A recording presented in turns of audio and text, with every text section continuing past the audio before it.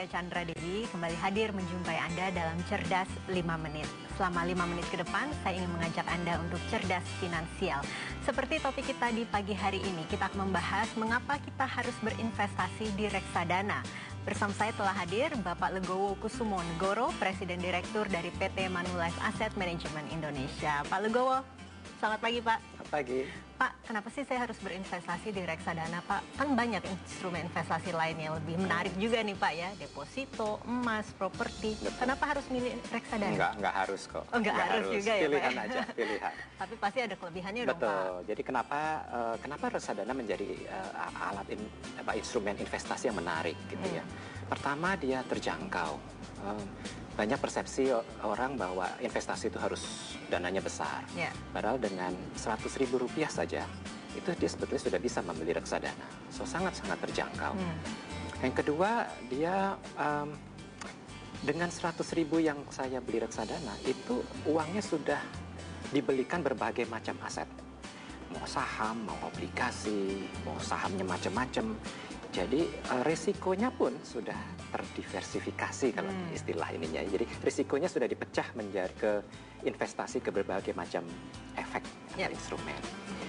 Lalu yang menarik juga adalah orang beranggapan gitu ya, kalau investasi jangka panjang uang saya nggak bisa dicairkan atau lama dicairkannya, tidak tidak liquid gitu dipikir ya. Padahal reksadana itu yang sekarang beredar di Indonesia adalah reksadana terbuka yang banyak beredar.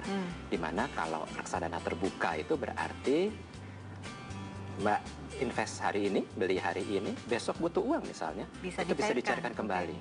Kalau deposito biasanya ada 1 bulan, 3 bulan ya. Kalau kena penalti. Kalau ini enggak. Memang keunggulan utamanya adalah likuiditas itu. Dia bisa dicairkan kapan saja. Jadi itu enak. Tapi kan Pak, namanya investasi, biasanya selalu ada kelebihan, ada kekurangan juga pastinya. Betul. Reksadana minimal ya kekurangannya, kelemahannya bagaimana? Reksadana ini adalah instrumen investasi yang aman. Dia diawasi oleh regulator, Otoritas Jasa Keuangan, OJK. Kami sebagai manajer investasi wajib memberi laporan setiap hari kepada OJK. Jadi dimonitor perkembangannya, investasinya, nakal atau tidak, itu sangat-sangat diawasi oleh OJK. Jadi investor tidak perlu khawatir bahwa manajer investasinya itu mengelola dengan sungguh-sungguh gitu, buat kepentingan investornya. Oke, kalau gitu kapan nih Pak saya harus mulai berinvestasi di reksadana? Lebih cepat lebih baik. Lebih cepat lebih baik? Ya, karena kita belum tentu punya uang besar saat ini. Tapi karena dia cukup dengan Rp100.000, dia bisa dicicil belinya. Jadi kalau Mbak beli reksadana secara cicilan gitu ya, reguler setiap bulan gitu, itu sangat convenient. Artinya tidak menyulitkan hidup kita. Rp100.000 kita setiap bulan mungkin kecil artinya gitu ya. Makan aja kita mungkin bisa Rp100.000 sekali makan atau 2 kali makan. Ini dia sudah mencicil untuk masa depannya dengan Rp100.000. Semakin kita dini investasi, maka cicilan itu semakin tidak memberatkan.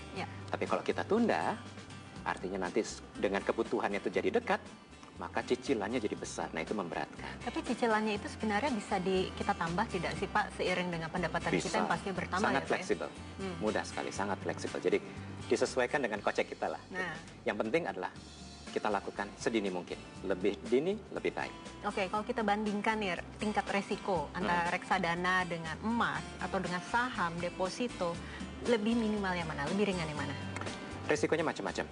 Reksadana juga demikian. Ada yang paling berisiko, ada yang paling konservatif. Jadi ada jenisnya ya Pak ya? Macam-macam pilihannya bisa disesuaikan dengan profil risiko kita. Kalau kita takut, ya pilih yang lebih konservatif atau moderat. Kalau kita masih muda, memang ingin pengembalian yang lebih tinggi, pilih yang lebih berisiko. Karena konsepnya kan, semakin berisiko, potensi pengembaliannya semakin tinggi. High risk, high return, dan sebaliknya. Tapi paling tidak kalau reksadana kita gampang untuk menariknya ya Pak ya? Gampang dicairkan. Itu keunggulan utama. Oke, baik. Terima kasih Pak Legowo atas informasinya. Dan semoga informasi tadi bermanfaat bagi Anda pemirsa. Saya Chandra Dewi, Cerdas 5 Menit, Cerdas Finansial. Sampai jumpa.